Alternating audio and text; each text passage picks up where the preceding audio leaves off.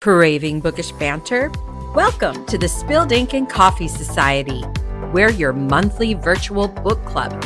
No assigned reading, just bring a book you love and your favorite drink.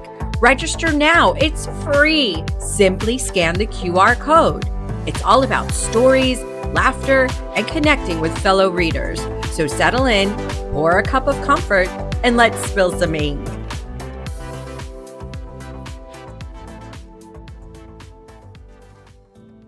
Yay.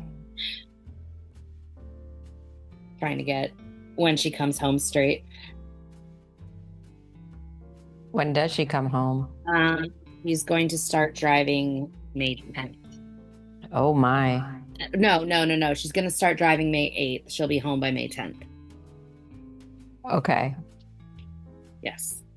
And then she's going to audition for a show on May 12th. Oh, what show? Sewsicle the Musical Where? at St. Pete College. Oh, that'll be fun for her. Yeah. So, She'll get in. I mean, Andrew, text Jerry. Just to be like, hey, we're on. and then remind me at the end, Casey, I stopped by Portkey Books yesterday to pick up my book. And I need to chat with you about some stuff she said to me. Oh, good stuff? Good stuff, yeah. Oh, yay. She sent me an email that said my book order was in. I was like, okay. That was it. All right, yay, good stuff. And I also got Andrew a present while I was there. Oh. Hold on. I gotta go get it. I won't give it to you till Friday, but hold on. Okay. Can you take me off your speaker? It's annoying, Andrew.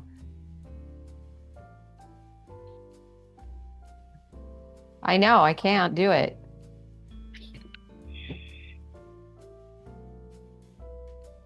What? You make me nuts.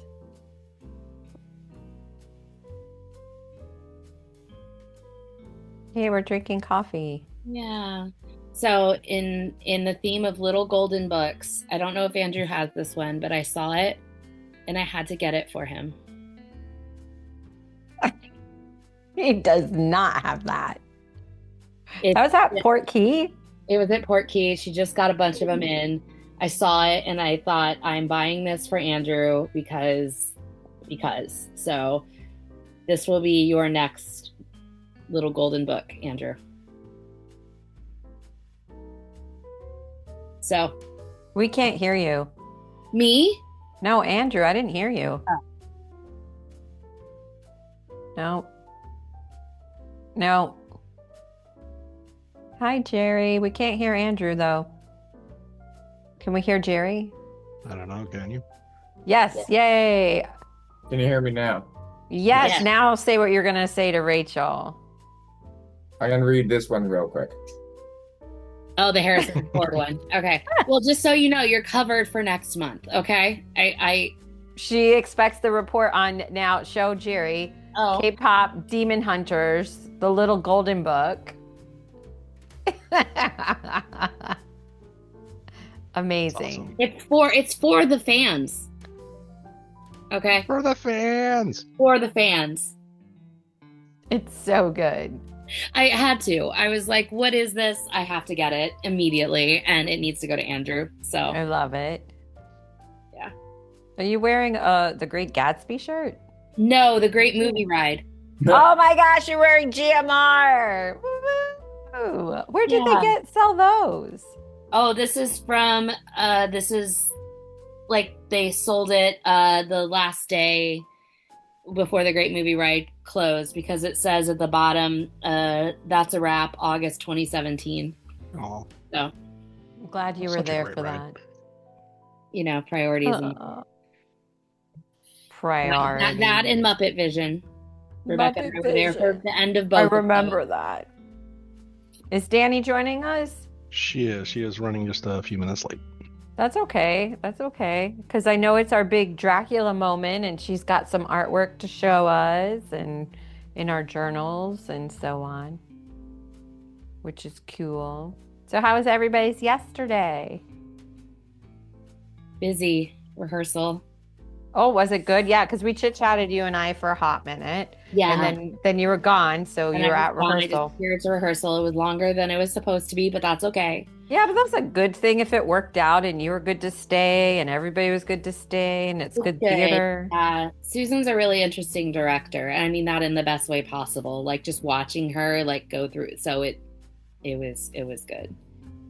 Yeah. And then I had to work on my formal observation. Oh, bugger. Yeah, it's okay. 14 pages. It's written. Now I just have to go back in tonight and proofread it. So you have to write your own observation? Yeah, I have to fill my observation. Okay. In Zoom, and then I have to write up. There's all these questions they give us, and by the time I'm done writing, it usually ends up being anywhere between 14 to 16 pages that I have to turn in that justifies everything I did. Hi, Rowan. Hi, you in your house? I'm in my house and you're in your house. Is home my house? So I'll come to your house sometime soon. Sure. Are you inviting me over for a play date? Yeah. Oh, that sounds fun. Me do Harper. Okay. Are you reading any books right now? Yeah. What books are you reading? You gonna show them to us? Wait. Okay. You gonna go get a book? Hold on. I need that book with a bear. He's talking so much now. Ah. Oh my goodness. Tasty. You gonna go get the book? Show him. No. No. No? Can you say Rachel? Can you say Pete hi, Rachel? It's Andrew. Hey. See that you? Hey. Huh? Oh, you. Oh. Thank you. He thought he could run off with the headphones. Yeah. Oh my goodness. Did you have a good birthday party for Dad, Cherry? That's boring. Okay. Seeing family, but it's generally just trying to keep the kid under control. Well, he's excited it's a party. And it was out. Was that his second time going out, right? And doing a big long event? No? Oh, okay. Well then he's just being a kid. At least the third one for my dad's birthday at the Carmelitas we went to. I love Carmelitas. They usually makes me sick. Really? I can only eat the tacos and the chips. If I eat anything else, I am gonna be. Oh, that book, huh? What? He needs his own computer with his own headphone, and then he wait his turn, and then he can tell us about it all. Yay! Okay, tell us about your book, Rowan. Show us your book. What? The Encyclopedia of Motorcycles. Harley Davidsons. I home your house. No, I'm not going to their house. Huh? Is that the book you brought? Yeah. I love it. Player. Which is your favorite? Which is your favorite motorcycle? Maybe try open it. Perfect. Gotta open it to see the good About this one. Oh, wow. Is that you riding it? Are you going to ride a motorcycle? Yeah. Perfect. Wait, from your house. When you come to my house, you can sit on our motorcycles for sure. Yay. Okay. But we don't have the key for them. So you just sit. And we'll make believe. It looks like a NASCAR driver right now. Why? You just look like a NASCAR driver. Huh? Why? Because of the headphones.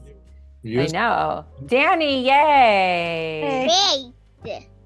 Come on. Hey, what are you doing here, Mom? What's your mom done? Honey. Oh, you haven't seen what I've been building, Rachel. Hi. You can see. What are you building?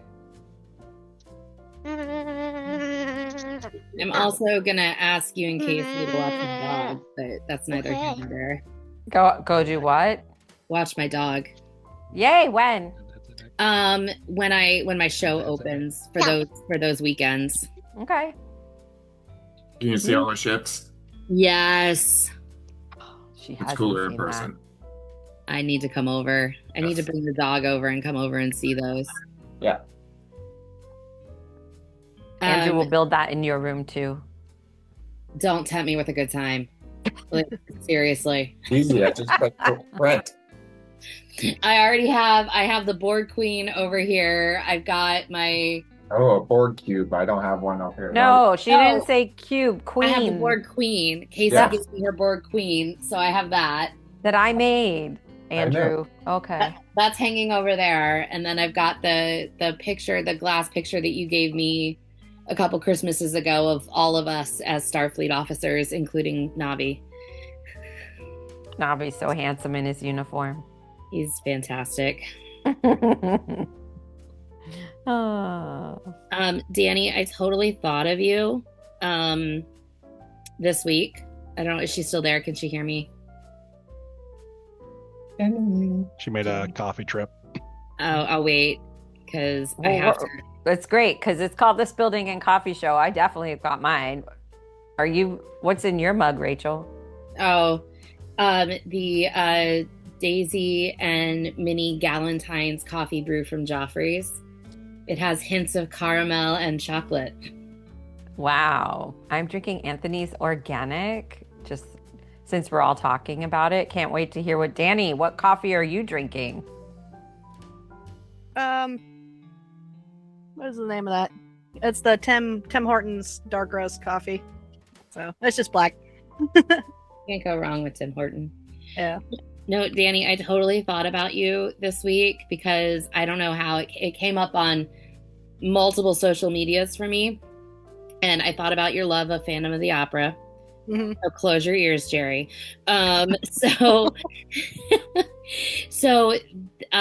It's like, so Andrew Lloyd Webber he's not written it, but he's like contracted with this other writer, Aaron Craig, and in September they're coming out with our Strange Duet, which is the story told from Christine's point of view.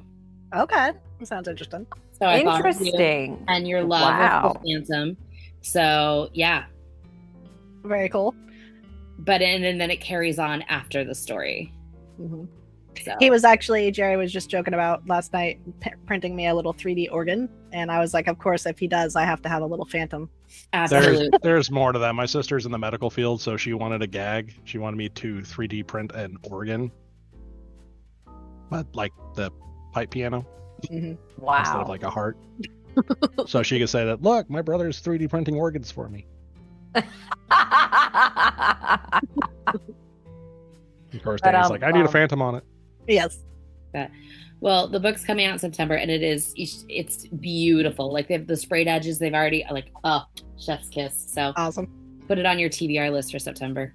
So anybody who's doing the watching of this after book club, we're sure this is going to be better than the perspective from Edward in Twilight, right? I mean, we I literally just actually took all the Twilight books off my shelf. Oh my I'm stars. like, why do I still have these on my shelf? And I removed them because Saving for kindling.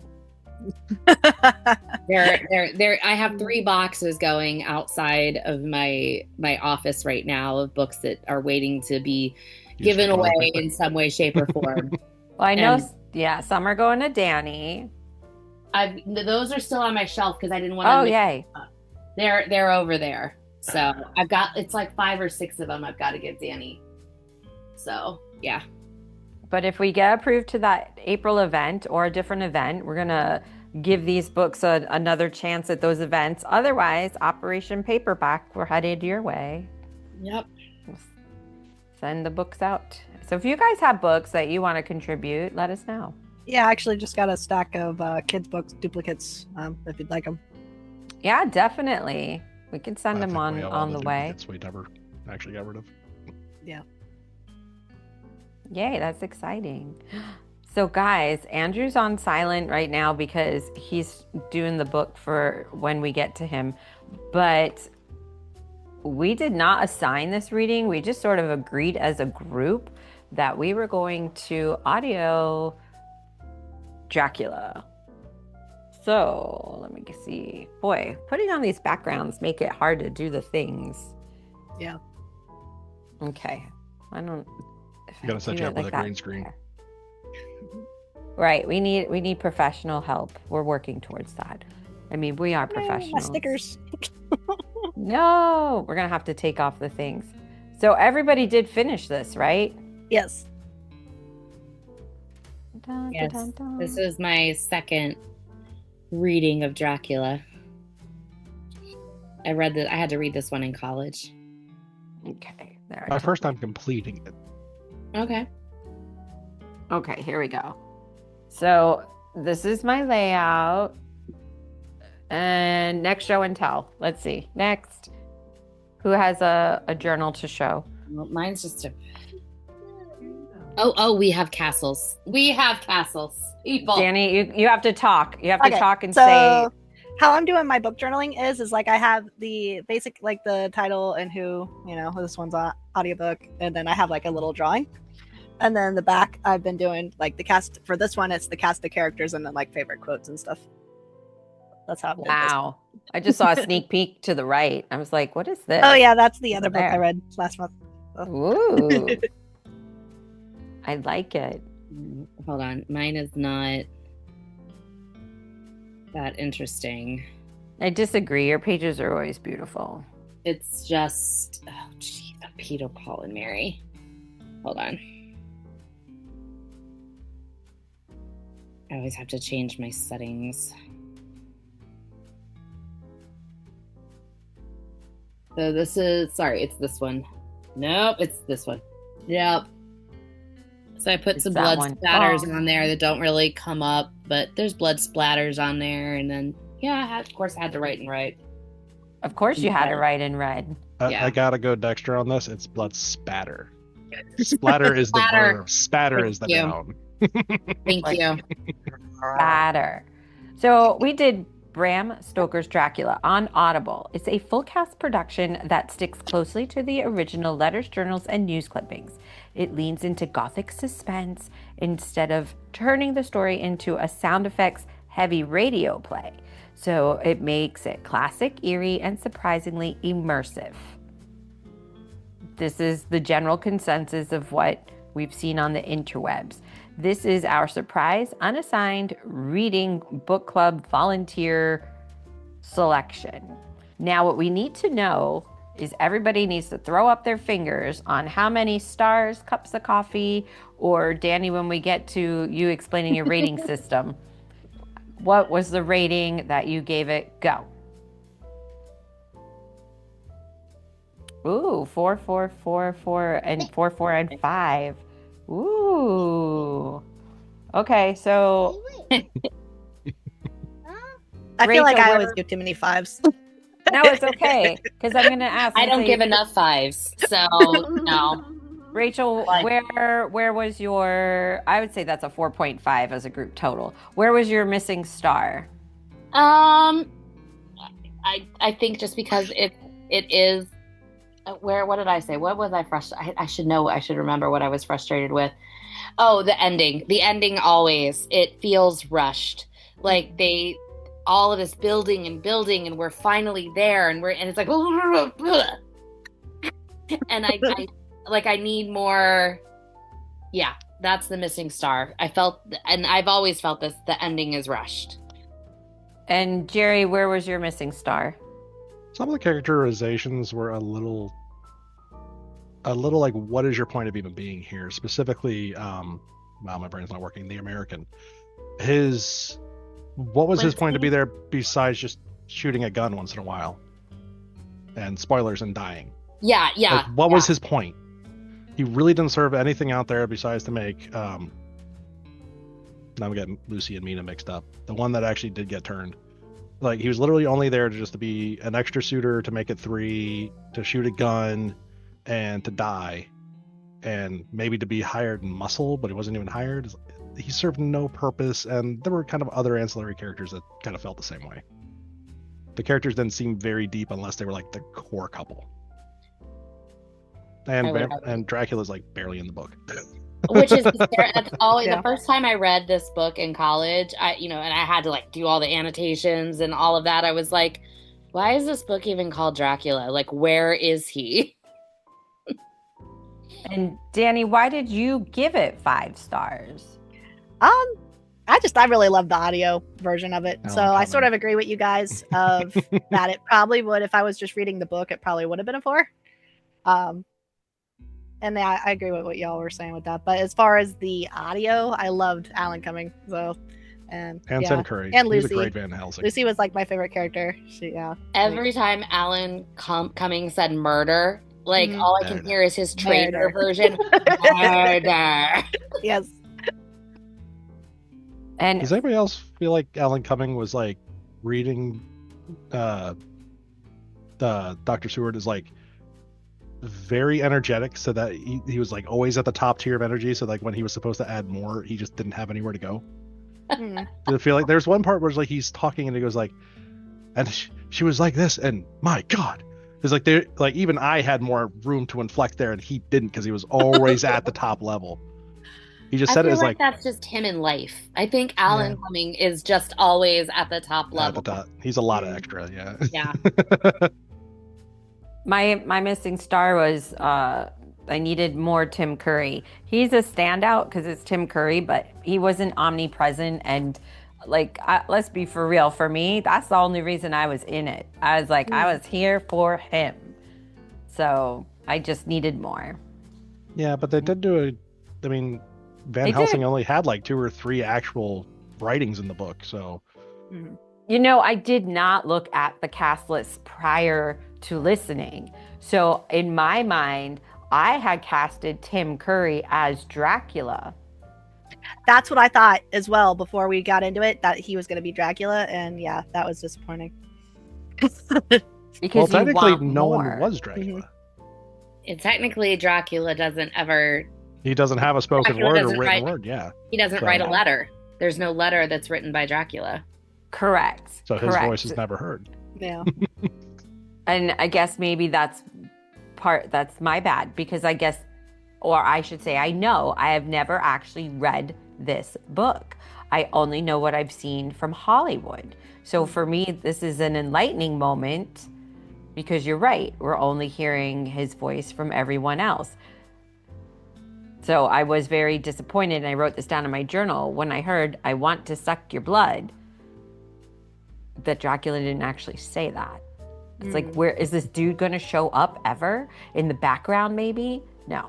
I mean, he's a bat at the window all the time. I mean, Oh, that's like the quote from the Gary Oldman movie. Like, I love the he would cross oceans of time, and it's like that's not in the book. That's so It's wrong. like- That entire thing is based on some goofball trying to say Dracula was real. It was Vlad the Impaler. So now everything that they try to do with Dracula is like told this romanticized version. Oh of yeah, the we've been Impaler. getting in debates over that because he's like all about it's not supposed to be a romance. It's not. He's a goddamn monster. He Not. eats babies. So, it's not a romance. so Rachel, you brought this to the group's attention because it regained some popularity. This release date, I'm at Audible, so I have the correct information in front of me. The release date of this was in 2012. So what was the resurgence? I don't know. I had drinks with my sister-in-law. I think this was over Christmas, and we were in the book lounge down in St. Pete and surrounded by books, and we were just talking about what we read, what we hadn't.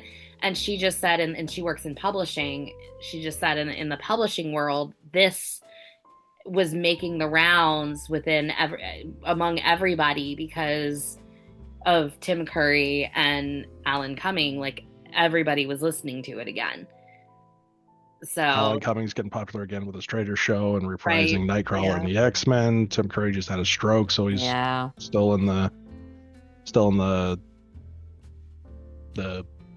consciousness of everybody. This is topical true. talk. So And there's, I don't know if this has anything to do with it. There's a new off-Broadway production of Rocky Horror Picture Show right now. And you can't talk about Rocky Horror Picture Show without automatically thinking of the Frankenfurter. Yeah. Right. So, yeah. I think it's just been making.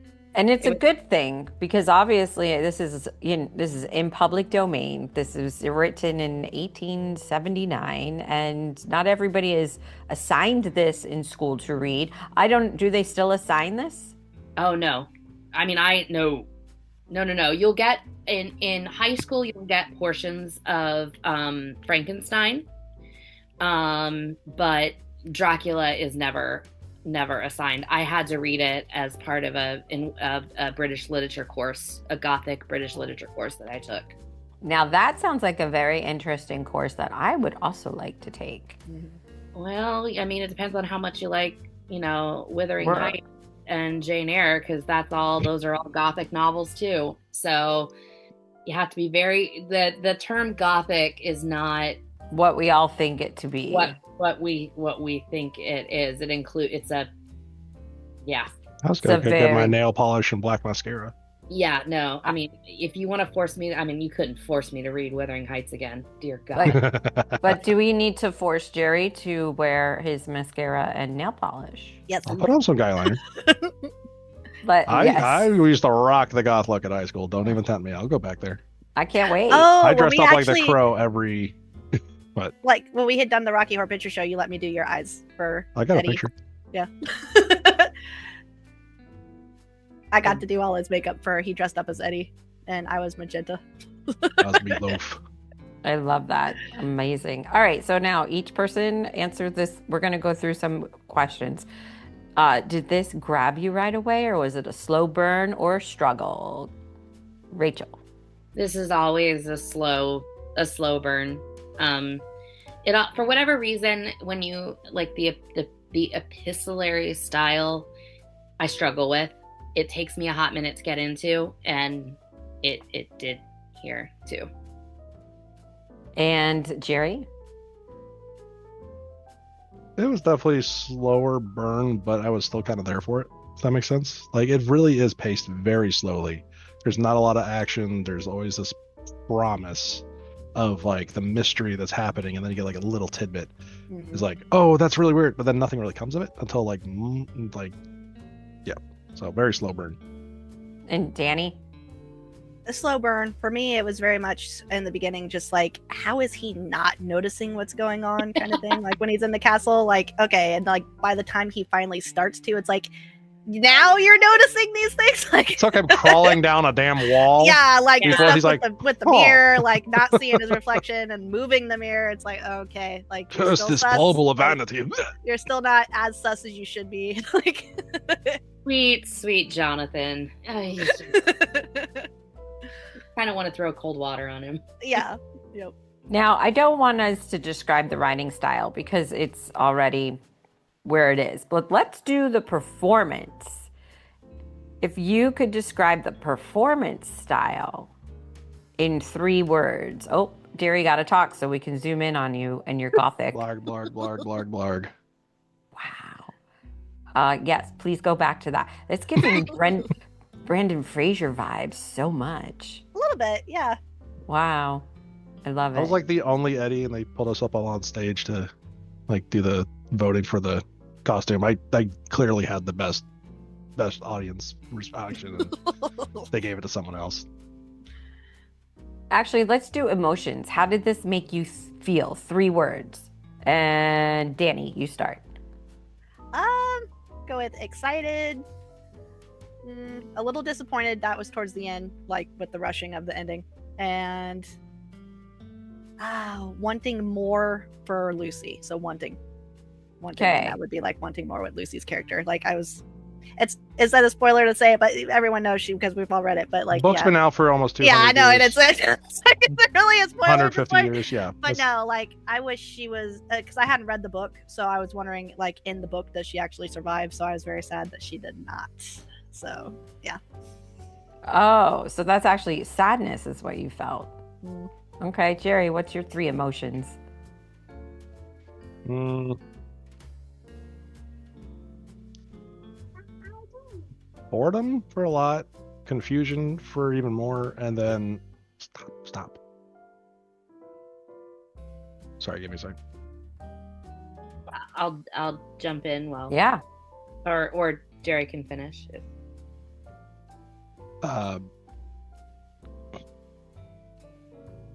Boredom, confusion, and I honestly lost my train of thought. Sorry, you can just skip me. okay. If you get a third emotion, let us know. Rachel, 3 emotions. Frustration. I think that's how I always feel, especially about female characters written by men in this time frame. Like, I want more.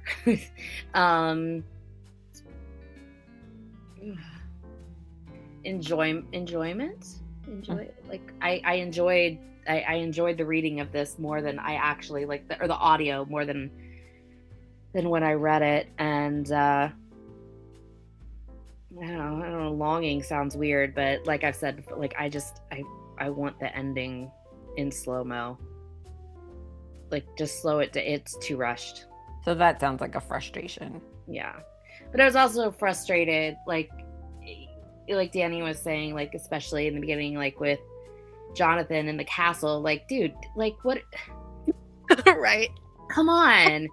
You know, and even like in dealing with Lucy, like, why are we always falling asleep? Something is happening at night. Why are we always falling asleep? Can we not stay awake to protect? Why? Oh, I'll stay awake, but I'll go in the other room and sleep. Bitch. I'm upset. Woo. Sorry, that's something that has always driven me nuts. Like, you know, this is happening at night. Why are you people all falling asleep? Well, keep in mind too that like they were posting people up outside the door. They were just all failing miserably. Yeah, I always there's kind of always took something that. that went weirdly wrong with that. Yeah, like the mother gets rid of the garlic. Okay, well, maybe you should have told the mother. 2, the guy fell asleep. Like, it just buggered off. It was like, okay, well, that's a failure. You maybe vet your people better. And then even at one time, like, Seward was supposed to be watching over him, and he's just like, I'm just gonna get breakfast. I'm gonna go hang out with the maid. Yeah. Like,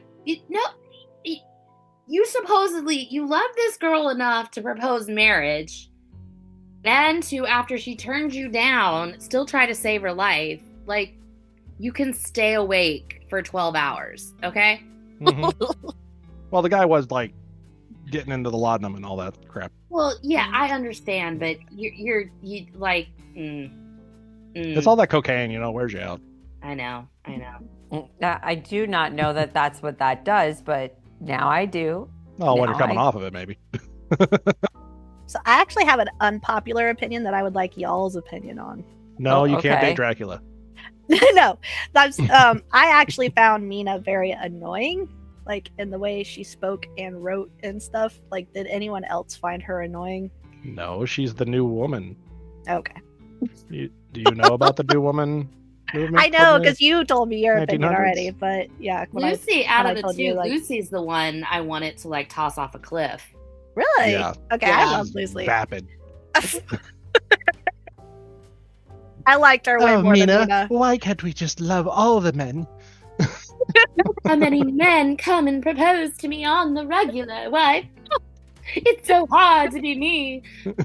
Okay, so I just want to say, as I jump in on this Mina Lucy thing, is after the first correspondence between the two of them, I was like, oh my God, they're lesbians. Yes! Because that's what I wanted to happen. Just saying. So I didn't find her annoying. I just found that these girls didn't understand they were gay. No, that was Dracula's sister wives or whatever was eat the Yeah, babies. that's it. You're not. I just felt like they had such a deep affection for one another, and the words that they would constantly write to each other. Maybe I was just imagining my own little thing. No, I sort of got that vibe too. Like when she's like, "We used to sleep together." I did have that thought. I mean, maybe it was just because it's a modern day, so we think differently now. So Well, even then, like, concepts of masculinity and femininity have been brought to where, like, it's almost been, like, more prudish. Like, you have to spread out. Like, you can't be that close to anybody anymore. I think that's starting to go away, but it's a thing. All right, so everybody tell me if you're gatekeeping or obsessing over a character. Ready, Rachel? Well, I feel, I'm sorry, Danny, but my favorite character was actually Mina. No. I'm sorry. I feel like The Great Rift has opened. No. that had some sense. Like, I mean, God bless, Van Helsing, but he sure picked the wrong men to like. Like you should have had Mina. Like Mina could have taken care. She would have like done. So go Mina. Sorry. Well, Danny, you might as well rebut. Go. I would say I like Dr. Seward better than Mina. Like, oh my God. Like, even the American is better than Mina. Oh, even the American, she just I'll said take that. Quincy, Texas Quincy over Mina. Yep. Quincy was just there to fire off some guns. Hey, okay, you know what? Screw that. I'm going full America on this. Quincy was the best guy. You know what? He was there. He was honorable. He did everything. He's the only one with any type of situational awareness that saw the bat outside the window, going to take a shot at him. He's the one that actually laid down his damn life to make sure that it all went down. You know what? When the Brits get in trouble, America comes and checks him out again. So just remember that. America. I'm not going to think of him as Quincy anymore. I'm only going to think of him as America now. America. Wow. Quincy Merc. From Texas. All right, guys. Who needs a reality check? Which character gets the reality check? Let's go, Danny. Renfield. He needs a reality check. Oh, I think he got one. Face first into the ground. poor Renfield. Oh. Yeah, he was way more psychopathic in the book than. But I'm sort of basing it on the current Renfield movie we had just seen with Nicolas Cage. So, because The newest one. Yeah, like the one came out newest like one. what, 4 years A ago? couple years ago. Yeah. Is it worth it? To That was watch good. it. It was Yeah, the fun. movie was good. It Nicolas was fun. Cage just being Nicolas Cage as Dracula was pretty awesome. That Renfield is not like the book Renfield, though. I mean, Well- you had me at Nicolas Cage, so Yeah, Nicolas Cage Dracula is awesome. Yeah. Yep. I have not seen that. We're going to have to put that on our watch list, Andrew. It was a fun one. He takes it to a Nicolas Cage level, which is I perfect. thought we watched it, I don't recall. and I thought it sucked. I don't. Which you're usually a Nicolas Cage fan. He was good when he was in his prime, but because he did all the shit with his money and everything, and he just went downhill after he lost everything. He should throw $1 million parties and have giant ice sculptures of him for parties. well, I think that's anytime, like I think like Jim Carrey did the same thing. Like anytime these actors lose their money, it's like they just take any and all projects that come their way, and you almost become a caricature of yourself. Yeah, but it reboosts all the old movies because you're like, oh, I remember this movie he was in, so he gets all the Yeah. True. I mean, Yeah, I had money from I those, still yeah. hold that Face Off with Nicolas Cage and John Travolta is like one of the best That's a movies good one. ever. Just Nicolas a good Cage one. playing John Travolta, and John Travolta. It's just like, mwah. And I don't like John Travolta, so Why? Don't It's okay. Why? Why do we not like him? we're gonna keep my opinions about John Travolta and lie to myself. We'll talk privately. That's fine. Scientology. That's fine. All right. So, Jerry, who needs a reality check? Seward. Why? He's a very smart man, but God, he's just makes some of the dumbest decisions. He's a goddamn doctor. Like, you would think he would have some freaking logic. No, the dude's an idiot. Most Like- doctors are. Yeah. My It's- grandfather did not cook for himself. And But it's either between Seward or Van Helsing, because Van Helsing, like, he knows it, but until he has, like, goo gums amount of evidence, Like, he already has his suspicions. Maybe tell the people your suspicion, Well, and then go get yeah. the evidence to back it up. But until then, maybe some proactive behavior. And like, why is Van Helsing like going back and forth every other day to Amsterdam? Like, Because they didn't have telephones. well, but homeschool it. We have a whole situation going on right here. You have that the you red need light to be involved district, in. Rachel. Like, Mhm. well, I've been to Amsterdam. Okay, the place is dirty. Like, I mean, London is actually cleaner than Amsterdam. So, like, Yeah, but London didn't have they the don't opium. have the red light district. but I don't London think had, that's- but London had the vampire. I'm just saying. Well, that is true. A vampire in London. Yeah, Like, well, if you're wait, a that's a vampire werewolf in hunter, London. shouldn't you be where the vampire is? I don't want to be where the vampire is. Those guys But suck. you're a vampire hunter. Nobody. No, but Van Helsing is. So is that Yeah. the one that you want to give a But he's reality? not. He's a monster. He's not. Rachel? He's actually not in the book. He's just a dude. He just has knowledge. That's the one thing I liked about Van Helsing in the book versus like all the movies. He's No, not a vampire hunter. absolutely He just has is Hugh knowledge. Jackman as You Van just, Helsing. yeah, No. it's hard Yeah, to picture anybody yeah. else. That's a good That's- one. I liked Hugh Jackman as Van Helsing. Same. I like Mel But Brooks as Van Helsing. Dead loving it. I'm with Danny. Like, run from man, that poor dude. I just like him and his spiders. I Got Got it. very first one he wanted a cat. I'm just like, oh no. Oh, don't give the man a cat. I was like, no, don't give him None a of cat. those things with the insects. Don't give the man a cat. Yeah. All right, Rachel, what's your favorite scene? Or a scene that is still living that you can't get out of your brain? Or so what's living rent free in your brain? Maybe the scene where they dig up Lucy. That kind of was like a okay. I remember reading it when I read it for the first time, like, okay, didn't know we were gonna go here, but all right. Like, that whole scene to me was fascinating. Which one? Because they tried to dig her up like 2 or 3 times. The first time they dig her up. Well, the first time she wasn't there. Well, okay, so when she's there, when she First time they wakes actually up, found her. first time they actually found her. Yeah. So what about you, Jerry? What's living rent free in your brain? I really like the scenes where it was Van Helsing and Mina, when Mina's like kind of Mm. crawling into becoming a vampire, and she's like really in that weird kind of in between where she's still kind of like losing her soul, but still enough there to protect Van Helsing. And that, I really wish like that would have been done with a little bit more focus. It was really good the way it was, but I just wanted more of that. Those were interesting conversations back and forth. Yeah, especially like when they actually got to Transylvania and the 3 sister wives or whatever were coming out and killed the horse and everything. That was And I liked that Mina was recording with the still recording everything. yeah. I think that we need to release a new story called The Sister Wives of Dracula. I I'm feel sure like there's got to be a porn out there with them. Like, It probably is. there has to be. Rule 34. oh, Danny's into it. well, Danny, what's the scene that you can't get out of your head?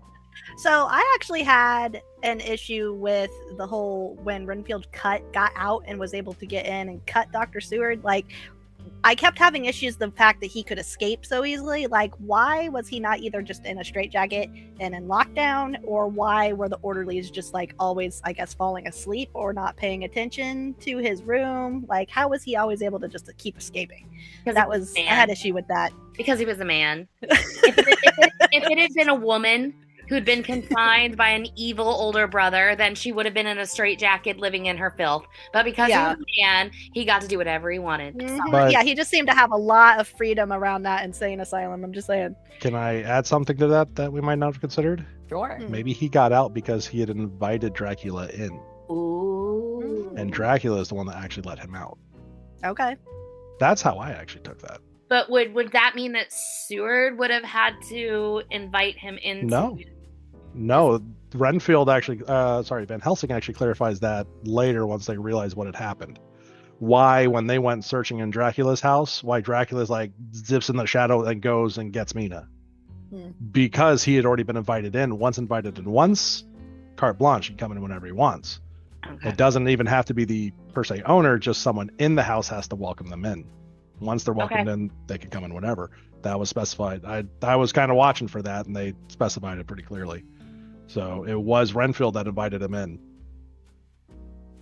And once invited in once, he can come in whenever he wants. It's funny because I'm actually a book I'm reading right now. It's a YA book that isn't out yet, and it's about vampires. And there's a whole conversation about the logistics of how a vampire could be invited into your house. And all the teenagers have gone around town and thrown away all the welcome mats and all in front of all the houses. Mm-hmm. Wow. Well, you said YA, so it's definitely a YA book. Sounds like it's more laying into like the Fae, tricky and stuff.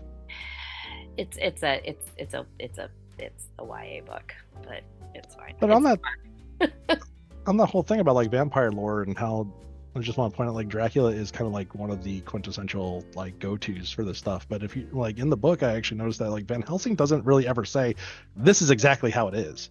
He's like, these are some of the myths that I've heard. These could happen, but let's be careful because not all of them may be true. Like we know they might be adverse to garlic, so that's why he put a butt ton of garlic in there. We know that they can't really do this, and we believe this, and it's all done with this air of not necessarily doubt, but very much unsure of it. Like trust but verify. Like how do you verify? Well, let's go test it on the vampire. So I felt like he sort of did overkill though with wanting to like cut off Lucy's head and stuff it with garlic. It's like, okay, that's like freaking overkill. That's myth. That's actually part of the vampire myth that's came long before that. The You have to cutting off separate. the head. Yeah, because the brain and the heart can't be reunited, then the heart itself has to be destroyed. It's like it had to be the two parts. I don't know if Danny. That's discussed in the YA book I'm reading right now.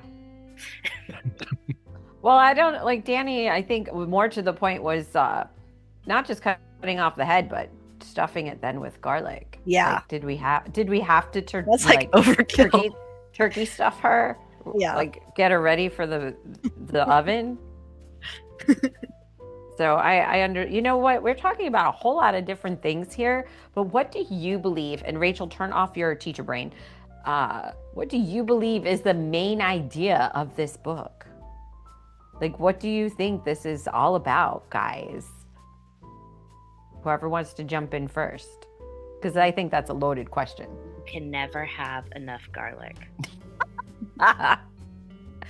Young women should just be free to marry as many men as they want. That did not work for Lucy. Rachel's snapping. Oh. And Jerry, weigh in. What do you think this was about? Like, what's the whole main idea? I like the idea of having this hidden threat coming in, rooting it out, and eventually chasing it down and destroying it. That was the main kind of overarching, I guess, plot line for me that I liked. Mine was welcome to Transylvania, your vacation destination. Beware the spider webs. Yes.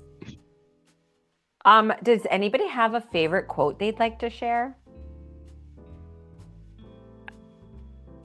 Or if you wrote, go. I have one.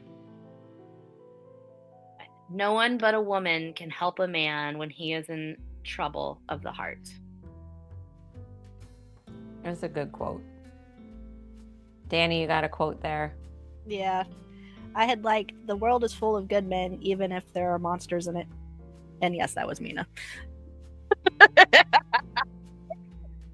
Oh, Mina. But that was a good quote. I feel like most of my quotes that I wrote down came from Mina. I didn't go with my top one because I sort of had already said it, but it was Lucy's. Why can't they let a girl marry 3 men or as many as want her and save all this trouble? That was what I had written down. I wrote, I ain't afraid of dying. Not a bit. Only I don't want to die if I can help it. Marc.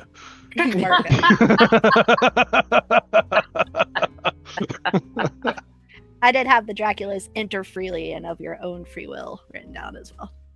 Oh, I had that one. Once again, welcome to my house. Come freely, go safely, and leave something of the happiness you bring. Mhm. I don't really have one. Well, I mean, I have Every another time one. Seward says, "My Yeah. God," just because I'm dying. Well, I think that He works. was murdered. Murdered. Murder. Murdered. So, being that this is an audiobook and we have this massive cast of characters, what is one thing that the audiobook listener will not see coming with this cast? Oh, they'll see coming. He's throughout the book. All right, how about what won't they expect? Sorry. It was a good, you're on it. Like your brain is firing fast today, Jerry. It's good. I think, having read the physical book, granted 20 plus years ago, and listening to it with all the different characters read by different people is just the way to go. I think that's how you really get a good appreciation, because this is a hard book to read. This is not, oh, look, I'm going to pick it up off the shelf and really dive right into this. I mean, it's told through letters. That's not always the easiest thing to read and get through, but I think the narrators did a really good job of embodying that character to make it interesting.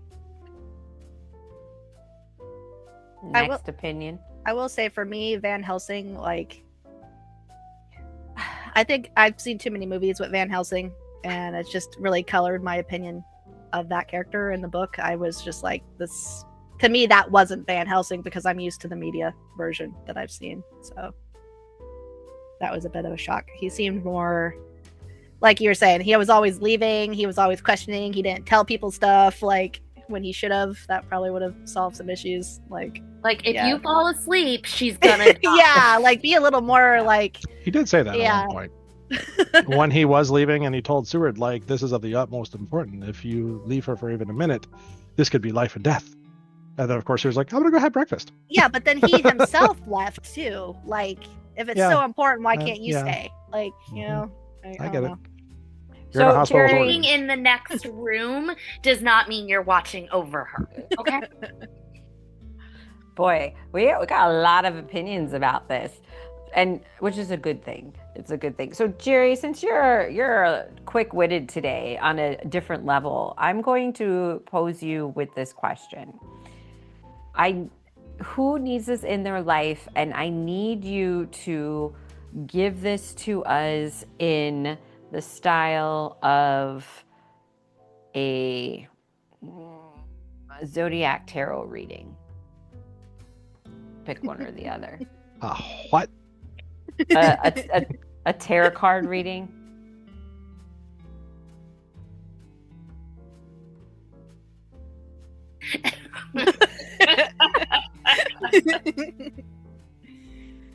Okay, I have the Queen reversed. That means probably more men need to read this. I have the Jester. That's probably me trying to do this bit. And I have... I don't even know. I can't even follow that up. I think a lot of people need, especially if you love Dracula or just the lore of this, I think this is a book you need to read just to find out how much the lore has deviated Yeah. from the book. Like, and I'm guilty of this too. Like, I grew up watching the Bela Lugosi and like everything after that. Like, for me, I didn't know that Harker was the one that actually went, that he was the solicitor that went to Transylvania. I always thought it was Renfield. I always just believed that was the whole deal. Renfield got there, he was thralled, he was sent back and all that, and that wasn't even remotely the Renfield character. Renfield was just crazy, and Dracula took advantage of that. Like, I think, like, because like the Bela Lugosi movie, and maybe it's just like because literacy was not as big back in the day, so movies blew up because of that. That became like the zeitgeist for everything. But I don't know. I think if you're a fan of any type of vampire lore, it would be good to kind of read this book if you haven't already, just to kind of understand the history of it. To see the source material. Exactly, versus just like going along with what it's become. just I guess to just increase that knowledge, because it is very well told that it's not about Dracula, it's about the chase after Dracula. Yeah. It's about dealing with the threat of a vampire and chasing him down and hunting him down. And that's I love the fact that there's still medium out there, like there's a board game out there where you're literally like hunting down Dracula, where you're literally playing as like Seward and Van Helsing and Mina Harker and all that, and Jonathan, and going after and trying to hunt Dracula down. That's a fun game. But as far as who needs this in their life, that's what I think. If you like vampire stuff and you haven't read the book, I think you need to. And this is a great way to do it through the audiobook. Very well said. Yay, friends. So that was our unassigned reading group agreement of Dracula. Audiobook all-star cast. Hooray. Good job. Now, I love it. Jazz hands. Who has another book to share? I know we're all on our seat's edge because Andrew's got the Harrison Ford book and everybody's been looking forward to that. But who else has a book they want to share? Nobody raises I feel like Andrew should go next because we've been waiting for that book. I do. We've been promised this book for like 3 months now. Yes. Rachel, take the interview away. And then everybody get ready with your questions that you might have for Find my Andrew's. questions. Hold on. Oh, it's okay. I'll tell everybody this is called Harrison Ford, a Little Golden Book biography, written by Kim Ostrow and illustrated by Tim Jessell. It's a children's book that released on May 6th of 2025. And I've seen the cover art. It's pretty good art. Andrew, are you there? Oh gosh. Do you have the book? He had the book. He was reading it. I saw him. Andrew! Did anybody else get flashbacks from Ozzy Osbourne? Sharon! If it's a Harrison Ford book, it has to have Indy with a hat. Just saying. Indy with a It's hat. on the cover. Danny is requesting an Indiana Jones hat for this, Andrew. Can you oblige that, please? Yes. Awesome. Yes. I feel Very like cool. it needs to be the other way so the permed hair can be shown off to maximum. There we go. Thank you. The permed hair. This is the 80s version. Is there any other version? There is Technically, not. but we don't talk about that. Oh, All right, Andrew, show us the book cover.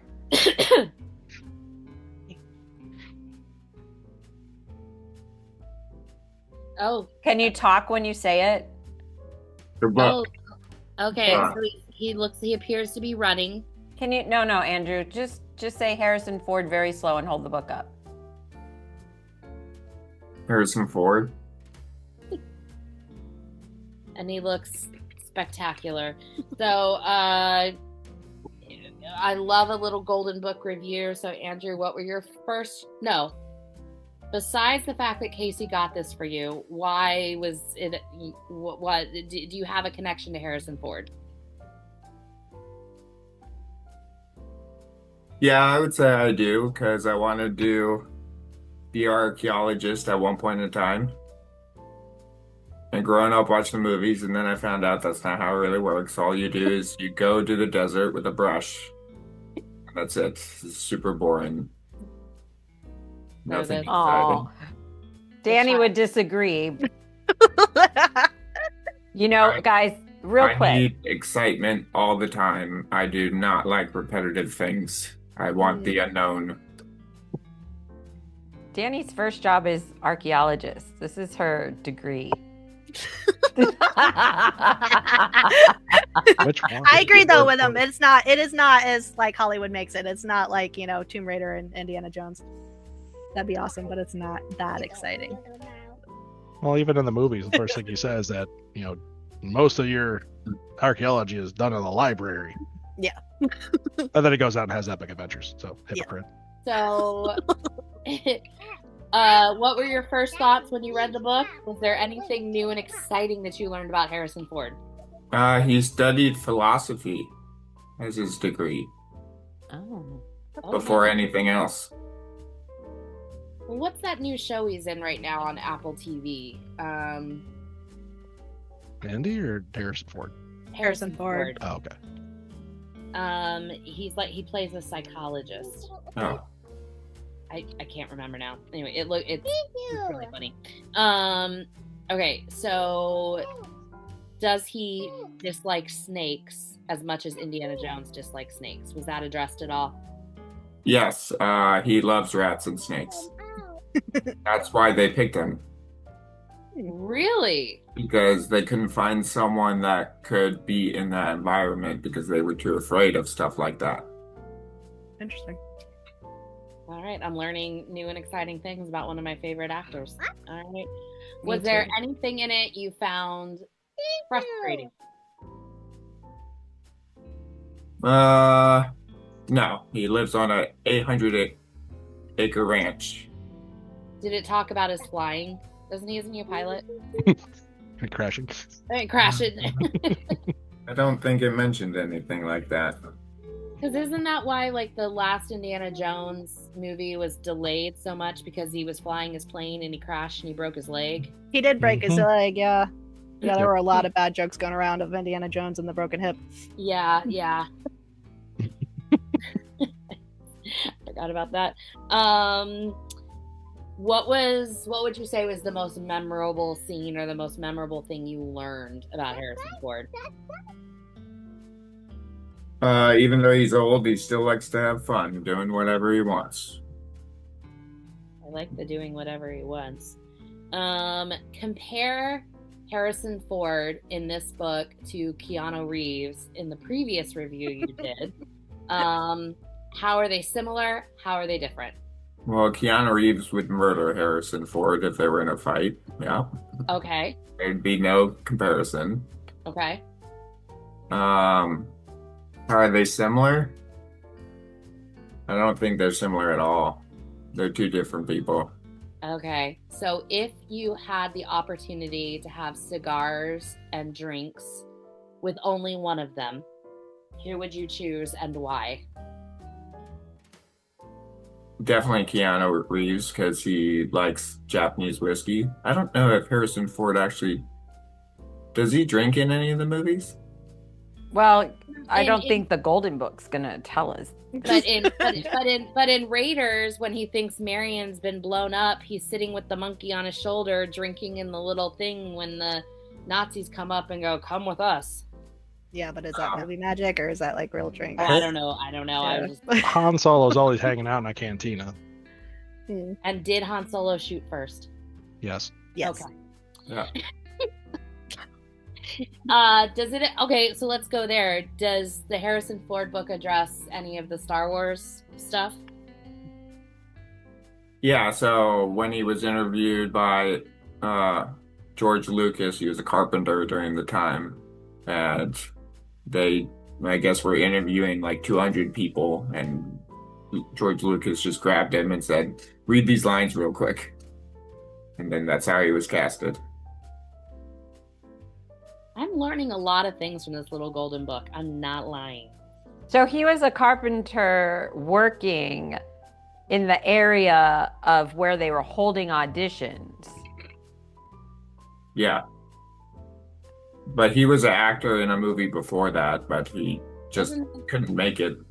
Wasn't he in American American Graffiti, Yeah, that's yep, how he got. that was his first Harrison movie, wasn't it? Ford. I think so, yeah. Okay, all right. Any information that you wish, or anything else you wish they had addressed in this book? Anything that you felt that was left out? Well, there's a lot. It's a little golden book, Rachel. Okay. It's for kids. Okay, so give me a kid-friendly answer, if that's possible, Andrew. Give me a kid-friendly answer for kids. What do you think might have been left out?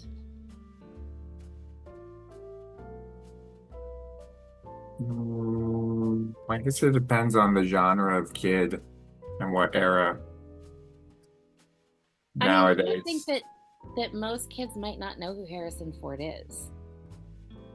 no, because they've seen Star Wars, the newer ones. That's true. He was only in 2 of them. That's true. I don't know. Like my nephew, who is 15, even though we've tried, has never watched any of the Indiana Jones. Which The old one, they're cheesy. They're entertaining, but they're cheesy. they're beautiful. Sorry, I grew up watching those. I loved all of those. Does it talk about all of the Indiana Jones, or does it leave out the Temple of Doom? Because let's admit that one's the scariest. No, that's the best one. I will die on that hill. That is the cheesiest one out of all of them. I mean, they're sitting there eating Crystal Skull's the worst one. No, Crystal Skull is so doesn't count. We don't talk about that. That never happened. That never happened. That was in an alternate universe. That was not for real. Like, no. You talk about it again, I'm asking for divorce papers. Never happened. Do you feel that the cover art would grab a little kid's attention and make them want to learn about our good friend Harrison Ford? Yeah, because he has a hat and a coat and a whip. So, I mean, that's going to grab a lot of people's attention compared to some of the other Golden Book covers. And possibly send some kids down a weird path. That's a huge theory. And my wife, apparently. So, okay, so two more questions, Andrew, and then I'm done harassing you. On a scale of 1 to 5, how would you rate this little Golden Book? Well, I'm going to put it in the middle because I only spent like 10 seconds skimming it real quick before this meeting, so. Truth. Okay. Compared to the other little Golden Books that you've had to skim in the 5 minutes before book club, where would you put it? How many other ones have I done? I don't remember. I know Keanu Reeves sticks out, but I feel like there's at least one more. Okay, so if there's only 3, then this is the 3rd. Okay. Well, you will be reviewing K-pop Demon Hunters for the fans next month, so I'll be interested to see how that compares to Harrison Ford. I have like 10 Golden Books now. Well, I feel like because I'm gifting you this one, it needs to jump to the top of the pile. Well, and it's very popular, so like you can't not do this. You have like all the reasons. Have like the theme song playing in the background while he reviews it. Oh, so. Okay, that's easy. And I'm putting in the show notes that's what we have to look forward to next month is the K-pop Demon Hunter, My Little Golden Book. Like I'm typing that right now. Oh, she has it. Bought it yesterday. All right. Any final thoughts, Andrew? No, it was I didn't know he had 800 acres of a ranch that he donated. Like his whole property is given to the state of Wyoming for reserve. Oh, I didn't know that it was donated to the state. I mean, he lives on it, but it's a reserve now. That's cool. Anybody else think that that's just him being his incredibly antisocial self, just making sure that he's got a big distance between everybody getting near him? I mean, it's tax write-off. He doesn't have to pay taxes on his land, so I would have done the same thing. Yeah. And no one can build on it, so, I mean, just like Yellowstone, right? The Duttons, I would do the same thing. Okay, anybody have any other questions for Andrew and his little Golden Book? Was the art primarily Indiana Jones, or did it go into anything else? No, it's all, well, it's all him. It's all Harrison Ford. Like, there's Star Wars. There's him being a Boy Scout, because he loved out, and a Forest Ranger, which I was a junior Forest Ranger. I did not know that. This book made me learn something new about you. What is this junior Forest Ranger stuff? That's when I sat on a nest of ticks and I was covered in 200 ticks. So I do not like bugs. I kill all bugs. At the time, being a kid, I thought it was cool, but now I'm like, no. Oh my gosh. No. I've had a tick one time and it was so traumatic. Oh. And I was an adult when it happened. It was like 2 years ago. At least Whoa, 200. where were you? What? Huh? Where was this? Where were you that you got a tick? I was in Queens in New York. What? Oh, that's right. I remember this whole story. Yeah, we went to Horseheads Bay, the island that you're not supposed to go to because it's Tick infested. And we trespassed and got a bunch of washed up 1980 or 1880s bottles and got ticks. Wow. These things happen. They were like, I don't know. We were celebrating. It was the 1 year we're dedicating a bench to my brother at the beach at Rockaway, and it was something we did. I was like, this is what my brother would do, so let's go do this. And there were like 8 of us, my sister-in-law and a bunch of my brother's friends, and we all got back covered in ticks. But I have some great bottles that are probably covered in asbestos and God knows what other kind of chemical. Wow. Would you guys say was his first movie? American Graffiti? I put it in the chat. I fact checked it. It's in the chat. It's not. What was it? Unaccredited Dead Heat on America. Dead Heat on a Merry-Go-Round in 1966. Huh. Wow. Uncredited. Played a bellhop. Yeah. It's in the chat. Yeah, I did. As you guys were going through, I was going in and so the answer to him being a pilot, he's been one for over 25 years and he does it for leisure and search and rescue operations. I found him. Or wait, is he the one they're searching and rescuing? Probably, right. His alcohol of choice is Scotch whiskey, and he partnered with Glenn Morangi for a global campaign. Okay. And I thought he was a Scotch guy. And then you did look up, and so it says in the book then, is what you're telling us, his first appearance on screen. Yeah. Amazing. So his supporting role was what everybody knows in American Graffiti right before Star Wars. He owned his own talk show, radio in high school. He's very ambitious. Very busy. I mean that in a good way. Like, he was 80-something, isn't he? Am I making that up? 87. 86. He's Or 80. 87. No, he's not. He's Yeah. almost 90. Yep. Yes, ma'am. He was a pizza chef. Almost 90? Wild. With all that stuff? Dang. How did he miss Trek? He got Star Wars and missed Trek. Like, Most people in Star Wars do not do Star Trek. no, I'm just saying at that same time, like, he's pretty damn close to Shatner's age, right? Like, let's put it all there. He could have been in that universe, but it wasn't meant. That's what I'm saying. You're either a Trek or you're a Wars. And they fought, like, Lucas wanted nothing to do with Roddenberry. It's still to this day, like, most people don't like the other. I like Star Wars, but that's fantasy. Star Trek is more reality. Shrinking is the name of the show on Apple TV that he's in. Thank you for Drinking. doing that. I think there's 3 seasons of it. Simon Pegg was in both. Well, Carl Urban was in both. Yeah, George there's Takei was in both. Brent I'm Spiner was in reading- both. but a lot of it is there, but they were either No in a main actor was in both. Jason Brett- Isaacs. Brent Spiner. That's Data, but a lot of them are more voices or in George a Takei. stormtrooper suit.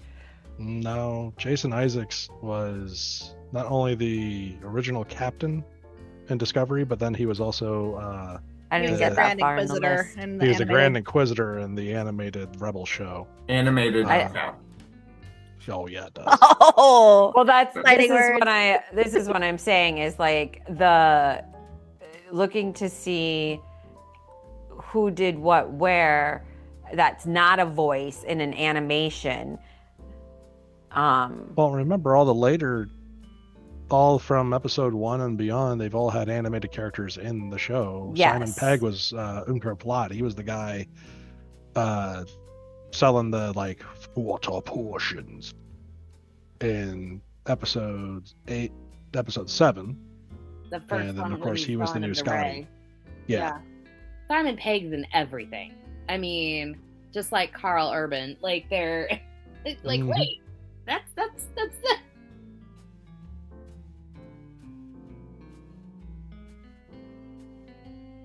Yes, a lot of people do like voice acting, but like when it comes to like Star Trek and Star Wars, like physical acting on stage, you don't see a lot of crossover from either.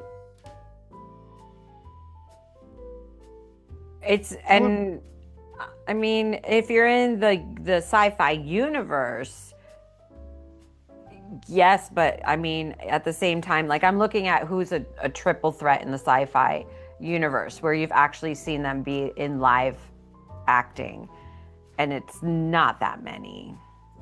Oh my gosh, an Ewok in Return of the Jedi, that's a dream role. You watch dream some. role. They're like oversized chihuahuas that are retarded with bow and arrows. Perfect. Or midget Wookiees. That's totally me. Totally me. All right, guys, who has another book that they read that they want to talk about? Everybody's silent today. I'm like I midway feel through like 5 Danny different is like slowly. I'm waiting to see if someone else is going, and then if not, then I'm like, It's all you, Danny. It's all you. Danny, I want to see Stop this asking. picture so much. Go. Stop asking for things, Danny. Just jump into it. Okay, Like, so you're always asking. this one is called "The Irresistible Urge to Fall for Your Enemy" by Brigitte Knightley. Let me just know if you can see my. I artwork. love all of that. Keep Yes. talking so we can see more. Okay, and then I have like all my quotes and stuff on the back. Okay, so this book is actually, I found out after the fact, is a duology. So it's on pre-order right now, so I'll be pre-ordering it soon. So, can you so say the title one more time? The Irresistible Urge to Fall for Your Enemy by Brigitte Knightley. This is the one I got when we went to the book and wine shop. Whoa, we were at Book and Bottle in St. Yeah. Pete. Yep, Hold and on. it's the, because there's lots of covers. If you Google it, it's the black and pink pink? one. Yeah, I have the black That's on and my pink one. TBR list. It's awesome, but beware, it's gonna cliffhang because it's a duology, and I didn't know that. Right. So it's like, Is it now? I heard you'll be able to answer this for me. Sorry, I'm interrupting you, but I heard it was a Harry Potter fanfic between Hermione and Draco. hell no, Okay. no, All right. no. Okay. I've heard I'll of that answer pairing, that but no. Gross. Okay, so it is essentially. I don't ruin it if you're gonna read it, so I'll try to keep it without like major spoilers. Go Okay, ahead, so go the- ahead. Okay, so the whole thing with it is that it's an older guy that's an assassin, and he's going to end up needing help from a healer. Like, there's different factions in this world, and they're pretty much mortal enemies, so he's going to pretty much beg her for help to cure. He's dying. Yeah, that's not a spoiler. He's dying, so and yeah, so he was going to like kidnap her, but he gets her to help by essentially blackmailing her into helping him. And they're having to use like her healing with old school, like going to using the moon phases and like folklore and witches and all this different stuff of trying to figure out all across England and different places where the moon's gonna merge with the ley lines and stuff to help heal him essentially. And the whole time, like, she's disgusted to even touch him and vice versa, like, so there's like all this hostility and eventually turns into romance. As it does. Yeah, and so she's like been burned before by like she was with this this female witch, and they haven't really gotten too far into that backstory of hers yet, but so she's had her heart broken before, kind of thing. So she's not really wanting to like fall for him, but then she's realizing towards the end that she is, you know, kind of thing. And then he is like, he would best be described as pan. He's like into all kinds. So his faction is head by a French assassin lady that's like badass and like a top assassin. And case in point, they're like, when he gets called in to talk to his boss, like she hands him a plate full of cock-shaped pasties. So it's like, and she What like shape? cock shaped pasties. Like the pasties that you eat over in England. It tastes plates over in England, but pasties, whatever. I was trying to figure out what a cock pasty was. It's I call have them so pasties. many questions. Is it's not getting better. But their faction. She's French.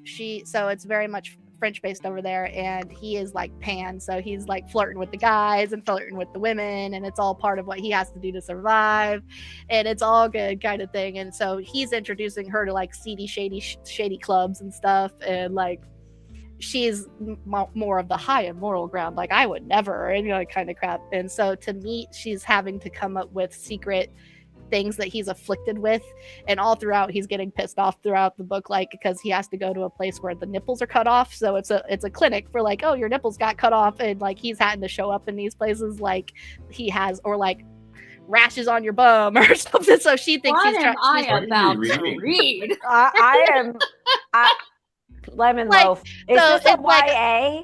lemon. Oh, I don't think so. Okay, No. just double checking. No, because it talks about blowies and like it is not YA.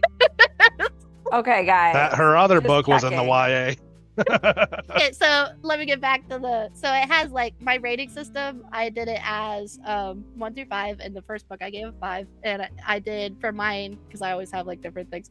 So 1 was gagging, 2 was shade, 3 absolutely, 4 slay, and 5 Yas Queen, and this one got Yas Queen. So this is which is a 5, right? Yes. Yeah. Okay. I just want to make sure that I'm adding that correct. Yes, Queen. Yeah.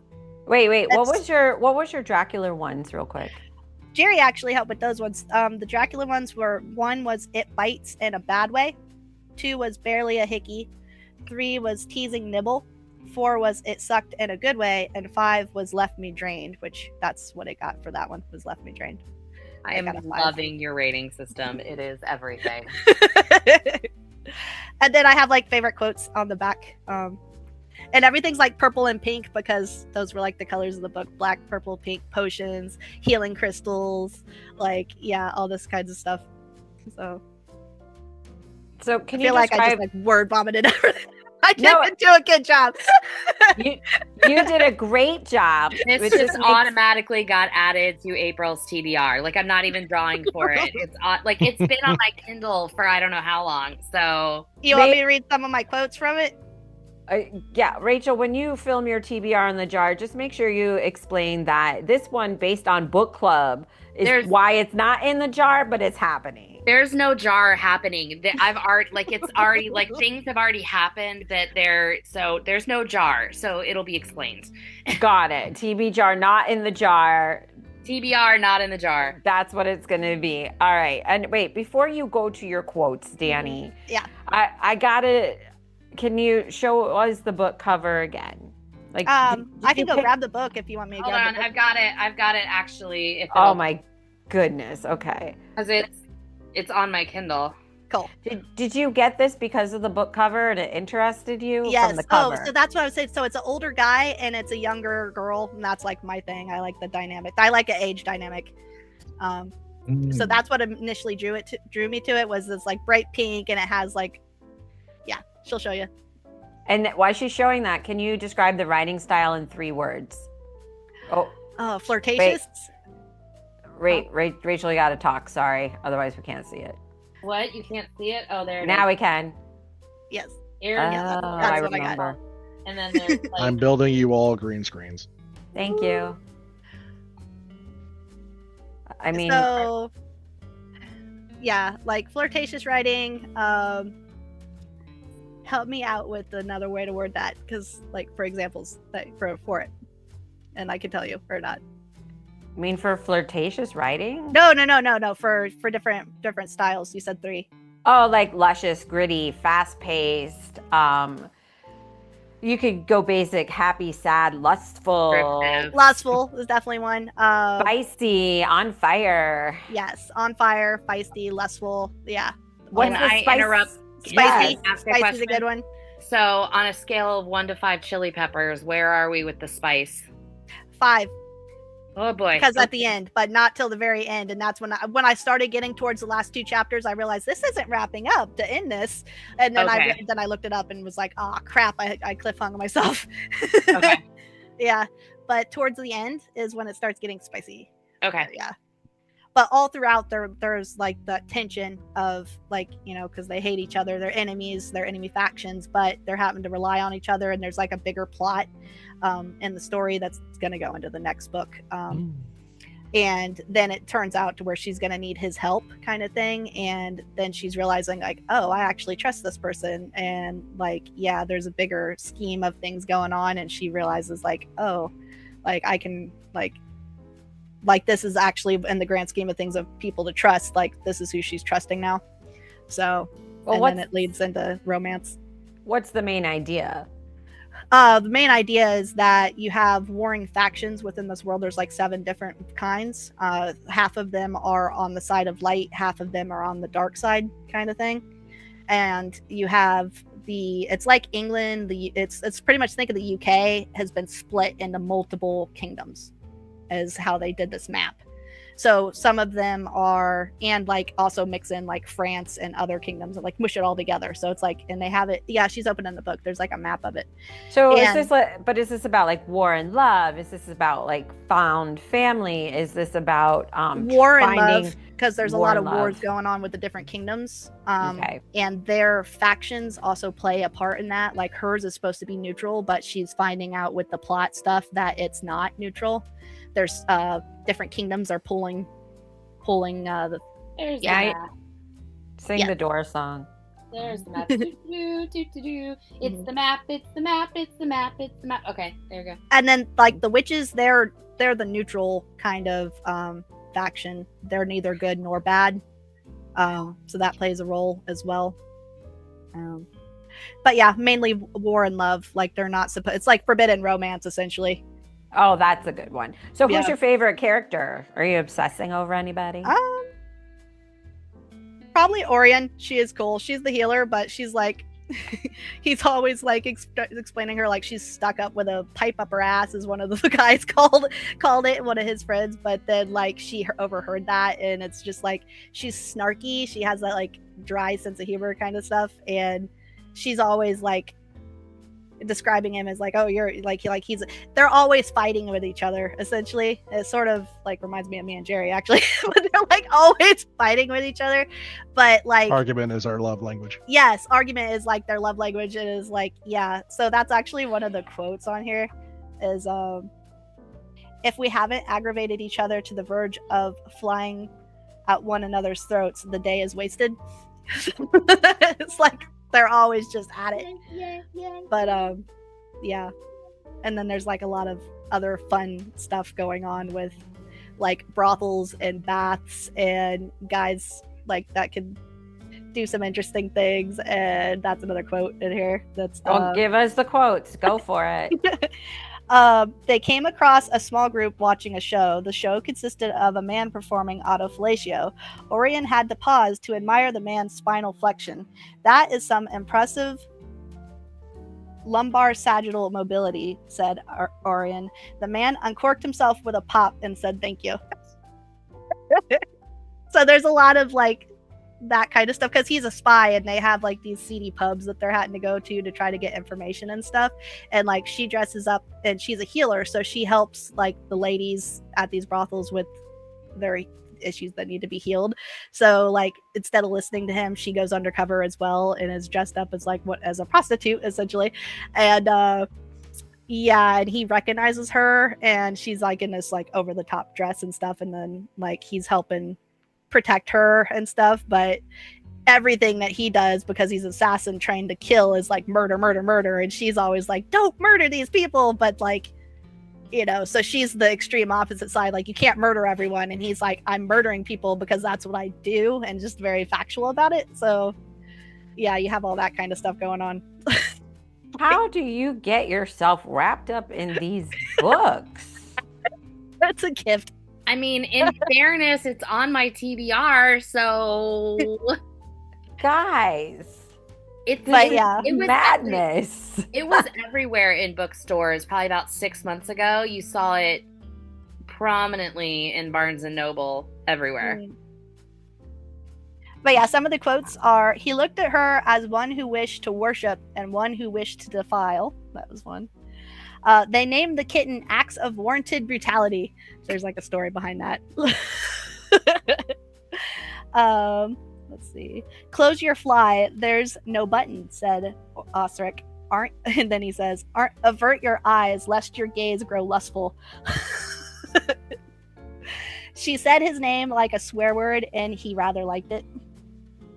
Her breasts were insured, and also that they had names from left to right, thoughts and prayers. You are a phenomenon. Don't compliment me, said Orion. Does it make you uncomfortable? Yes, good. I like to see you suffer. This was accompanied by a wink. I'd rather you hate me than not think of me at all. Let's see. What was between them? Let's see. An ebb and flow, curiosity and guilt. Today's fatal daydream and tomorrow's sorrow. Oh, that was another one I like. But yeah, it's like, yeah. I'm never going to be able to hear someone say thoughts and prayers without. He saw before him the beautiful impossibility of it all, leagues upon leagues of impossibility stretching between them. It was ruthless folly. It was sorrow of a thing before it could begin. It was a new circle of torment. It was a delicious wound. What joy seemed by misery, what pleasure fraught with pain. It hadn't been love at first sight, but at last sight, God's at last sight, far above the moon hung like a promise. Hello. A lot of good quotes in there. I'm excited to read this in April. Yeah, like one of his assassin friends. There's another scene too. Like there's one. There's so much humor in it. Like when his assassin friend shows up and she has to hide because the factions, you know, if they knew about her, he'd be dead. Like if they knew he had some kind of affliction, he would be seen as weak and they would kill him. So she has to hide as one of his assassin friends shows up, and he's like having this meltdown. He's drunk, and he's like, "Is one of my balls lower than the other?" And she's like in the closet dying, laughing, trying not to like be found. It's like there's so much just like weird humor in it. Like, yeah. Speaking for men, that happens. Biology is not symmetrical. Let's just put it that way. I'm Women know it. Guys so know many things today that I didn't necessarily do. But yeah, it's awesome. There's a lot of like, that's why I have like all my like. But I use a lot of my pride stickers and stuff in here too, because it crosses that too with both of them, because she, like I said, her previous relationship was a girl, and he's pan. He's definitely pan, so he flirts with everyone. So it's awesome. So, I mean, who needs this book in their life? Everyone. Okay. Especially the young adults. Wowzers. This should not be in the young adult section. If it was in the, because I got it from the book and bottle place that we went to, and it I was don't in romance. I don't think they wasn't had a young adult section there. Yeah, it was just romance, and it was propped up with the cover, so that's what I zoomed in on and had seen. So, yeah, it's definitely not a young adult book. The chicken pasties and the cock pasties. chicken- I just thought they were called pasties, but yeah. pasties go on those nipples that they got chopped off. Okay, well, there's those in this as well. Well, I'm gonna say I definitely will never. I'm picturing not pasties. That's all I got. I'm not pasties. But yeah, I I'm don't. looking forward to the next one. It comes out, I think, in July was the pre-order. Okay. Pre-order. I still It gotta doesn't come out till like next year. No, it comes out this year, but it's not till like July. I just remember you literally like crying out like Darth Vader, like, no. I know, because I was like, it was 3 chapters out, and I'm like, this really isn't wrapping up. Like, how are they going to wrap up the plot? And then, yeah, it was skipped ahead, and I realized, like, oh, this isn't, yeah. And then I looked it up, and it's like, oh no. Wow. So what do you have up and coming? Just so everybody is The aware. next one I've already read it, which was the first compendium of Walking Dead. I'm still debating whether to continue though, because it is way more gruesome than the show. Wow. So I'm not sure if I Ain't really want to. Jerry's actually reading. He's on the third one, but I don't know if I want to continue with them or not yet, because it was brutal. So I don't usually read horror, like gruesome horror. So I don't know. Like, I'm on one level, I'm curious and want to keep reading them. And on the second, I'm like, I sort of had enough with the first one. But that's where I'm at right now. So I'm deciding whether to read something different or continue with the compendiums. Okay. Anybody, any other questions for Danny and the book of, I want to rename the book, but actually, Danny, if you could rename this book in 5 words or less, what would you name it?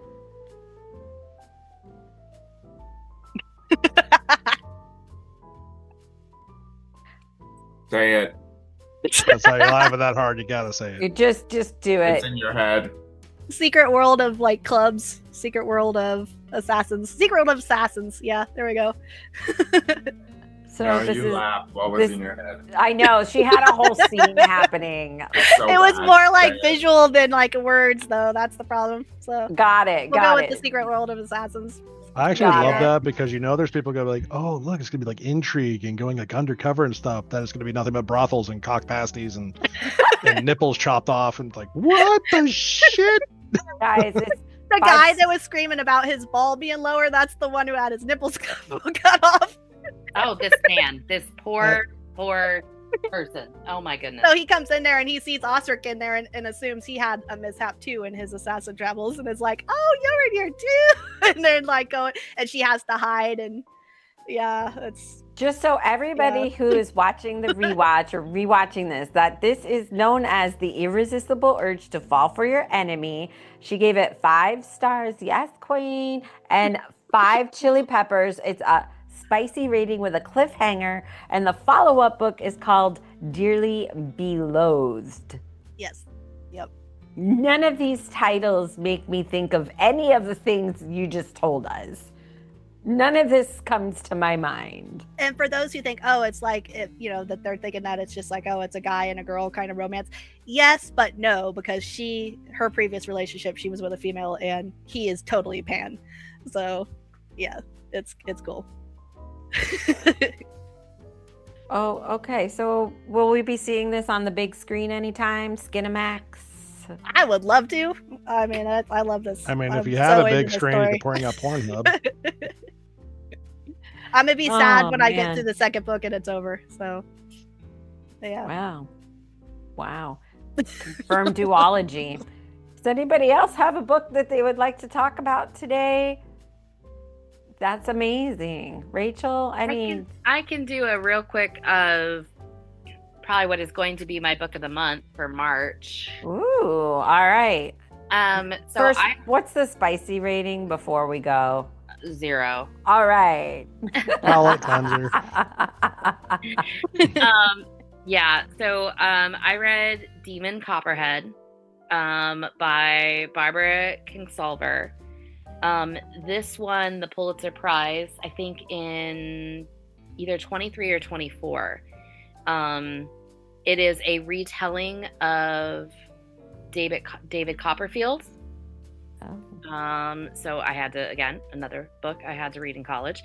So this was very interesting because it was set in rural Kentucky, and instead of dealing with like poverty in London, you're dealing with the opioid epidemic in Appalachia. And it's told from the point of view from the narrator is Demon, and it starts with him as a 7-year-old, and I would say follows him until he's in his early 20s, and he narrates the whole thing. I listened to this as an audio. I would highly recommend listening it to an audio. The narrator, who I don't know his name, did a fantastic job with that kind of Appalachian accent. I gave it 5 stars because I couldn't get through it fast enough and this was like an 18-hour audiobook. Whoa. I listened to it in 6 days. I could not put it down. It was excellent. Did you do this one on Audible or Libby? On Libby. It was funny. It was sad. You went through every emotion you could possibly have in this book. You went through. So, there are times you felt so bad for Demon, and there were times you just wanted to beat him up because of what are the choices that you're making? This is horrible. It was just it was a great book. I can see why it won the Pulitzer. Okay, so you said that you just blew through it because you were totally into it. Why did you do this book? It was on a Goodreads challenge. Oh, we love the Goodreads challenges. Yep. And what is the writing style like? Very realistic, just I would say very conversational, very, I'm not finding the words that an English teacher should have right now. It's Sunday, you're on break. It is the diction. You have slang, you are reading what someone from the mountains of Kentucky sounds like. So it is vernacular. There we go. It is definitely written in vernacular. Sorry, I knew the word was there somewhere. Favorite character? Demon. And he eventually... another character that comes about halfway through the book, who's kind of, sort of like a stepsister to him. It's Angus. And yes, that's a girl. Oh, okay, that's unexpected. Her real name is Agnes, but she hates it, so she goes by Angus instead. It's different. I like that. And who needs a reality check? Is there a villain in this book? I would say that the drugs are yes. There are people that are the villain in this book, but it's the drugs.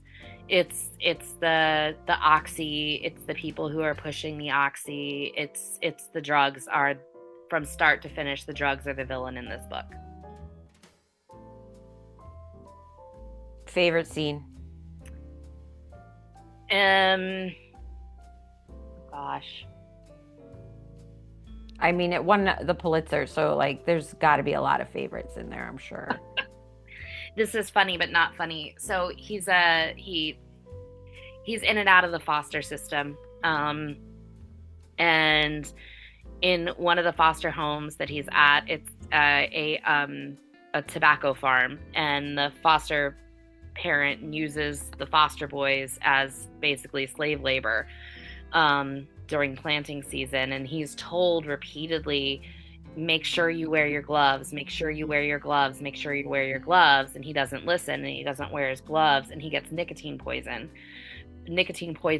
from pulling the plants and having it all absorbed into his skin, and he has this whole scene, and what's wrong with, turns out it's nicotine poisoning from harvesting the tobacco. It's sad, but it's funny, the way all the boys react to him, and we told you to wear the gloves, and it's also a serious look at the foster care system and how awful that is. Ugh. Which we all know. That's not surprising. Right. Wow. But what is the main idea? When somebody picks this up, they're going to find it's about. I'm gonna say, so there's 2 quotes that I think I'm gonna read that sum up really everything, because I don't want to spend it is a deep book, and it's, like I said, but it's funny. I laughed out loud, and then 100 pages later I'm crying, and then I'm laughing again. So, like I said, it's a roller coaster, but I'm gonna say, and these are all quotes by Demon. The wonder is that you start life with nothing, end with nothing, and lose so much in between. And at the time, I thought my life couldn't get any worse. Here's some advice. Don't ever think that. That's depressing, but I mean, it paints such a realistic picture of what life is like for these families and these people, the poverty, the drug use. It's like an endless cycle. And I think it just brings some really good attention. But it's David Copperfield, it's Charles Dickens. This is a 200-year-old story just retold in a way that we would relate to. So the cover, because you said it was the audio from Libby, so it took me a minute because this has a lot of cover variations. Do you know that? Yes, I do. Wow. So the one that's on Libby, I mean, this cover has a lot going on. If you're looking at the one with like there's a snake in the corner. Yes. Yeah, that all represents different parts of the story. All of those things represent a part of the story. Are there any other artwork pictures inside this? No. Wow. But Demon is an artist. Ah, that makes sense. That makes a lot of sense. Being that it is an award-winning story and it's a retelling of one that we know, and we have seen this in media, would this make a good rebirthing of a movie? Yes, I think someone has bought the rights to it. Okay. I don't think anything's been cast, but I'm almost positive I saw that some production company somewhere bought the rights to it. Let me just double check that.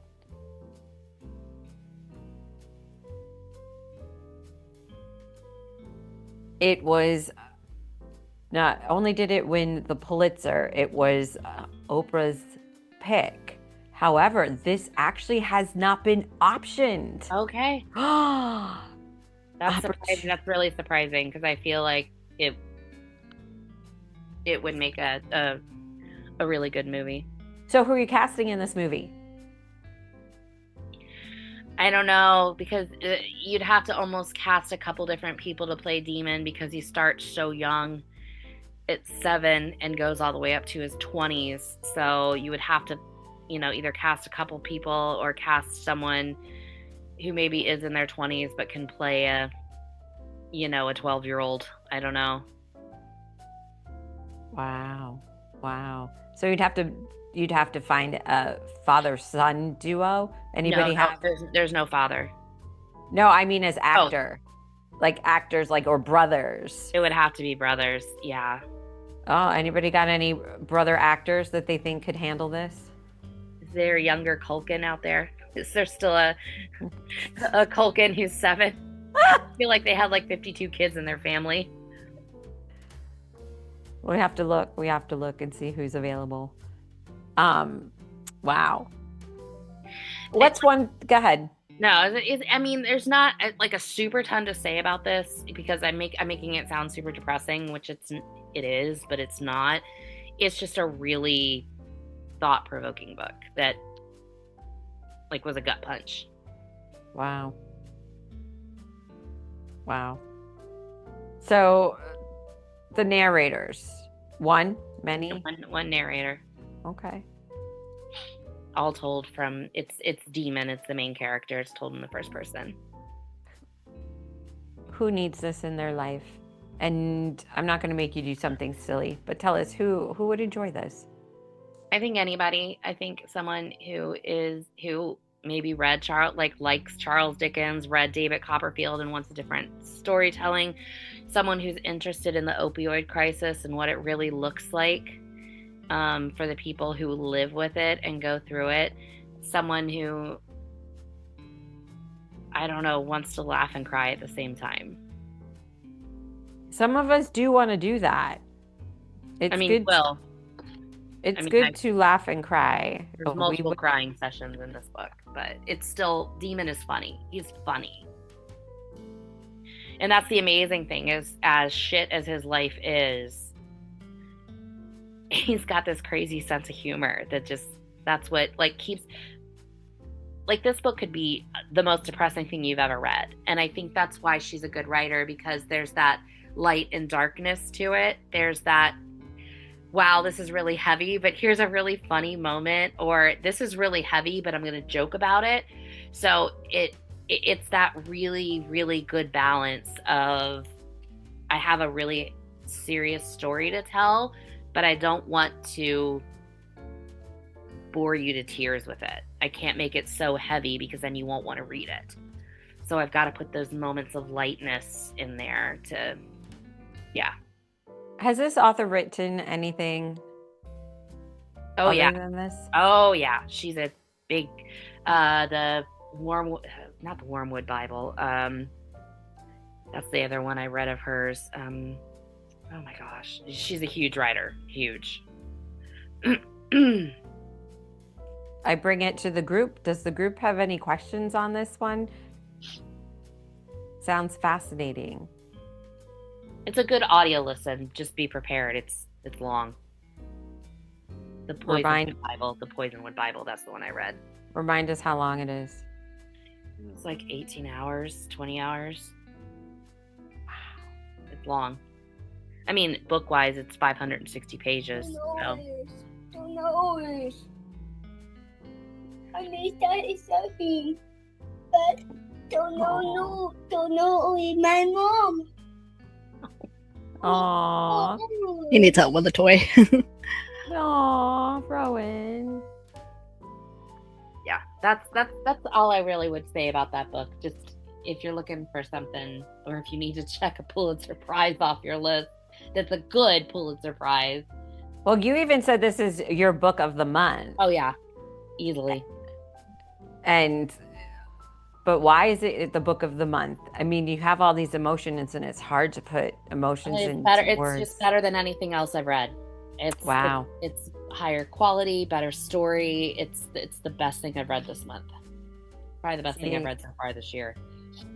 That's what I want to hear. It's quality. It's the best thing that you've read so far. And you know, you're always so reserved with your 5 stars. I don't give out a lot of 5 stars. Yeah. I hang tight. I give a lot of 4 stars. So, anybody else have a book that they want to share? Is that it for book club this month? My problem is I have like probably 5 or 6 books still in flight I haven't finished. But that's okay, because I mean, we did talk about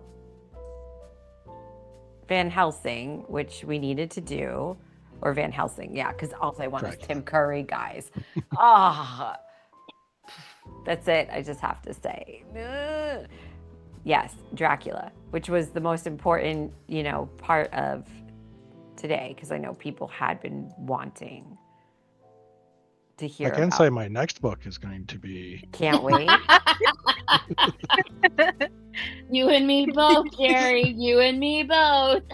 Wait. So, guys, what's your next book going to be? Not actually that.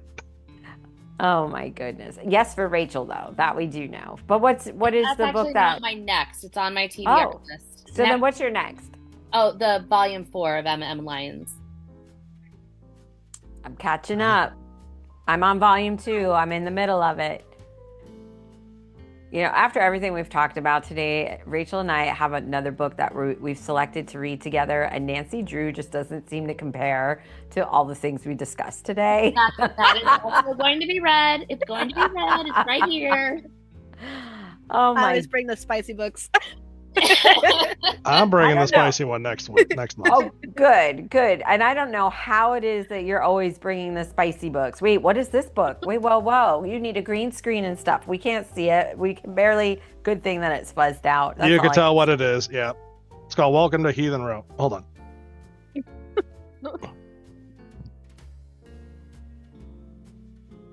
Say something, Danny. Wow. No, we saw. It was there. Yeah, you can see it. It's on there. Keep talking.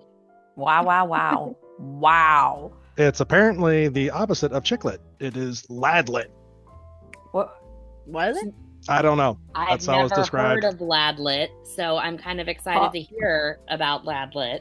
It's probably just going to be a lot of objectification of women. Oh, So I'm kind of expecting. fun!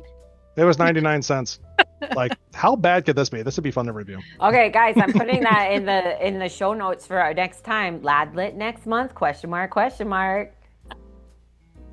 Join us to find out. Pretty sure it's AI written. Oh, So That's it's- gonna be bad. this is going to be fun next month. Wow. Rachel's already looking forward to it. I can tell. She about fell out of her chair. She's going to magically be sick next month.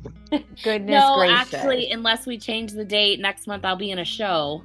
She will be in a show, so you would have to tell me like when you think we are able to do an April month. Because right now your show opens the 24th. Yeah.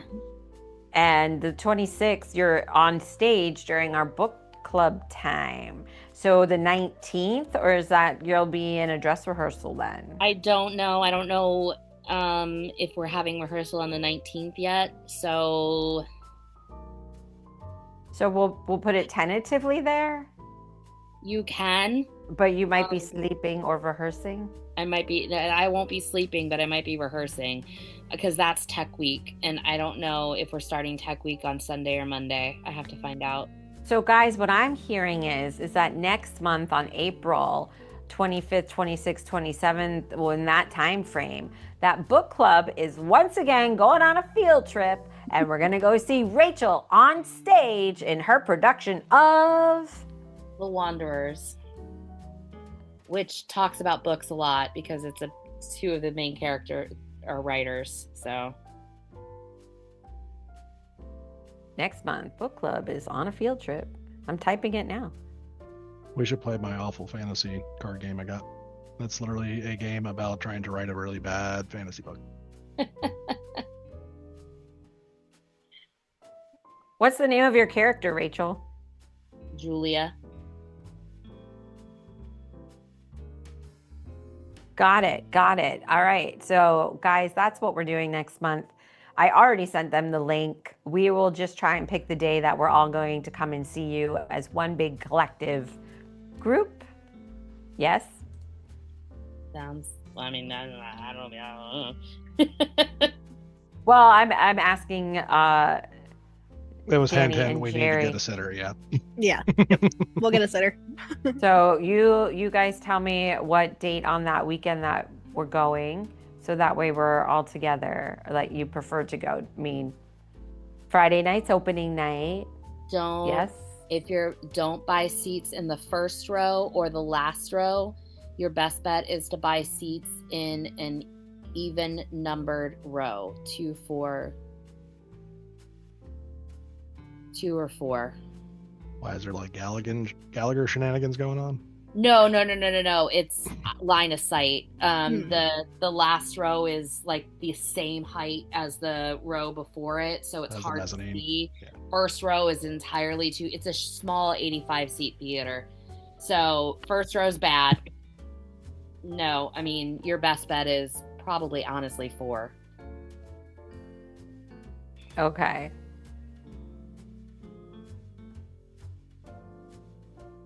That's Alrighty, guys. my suggestion. Got it. I just wrote that down so that we don't forget.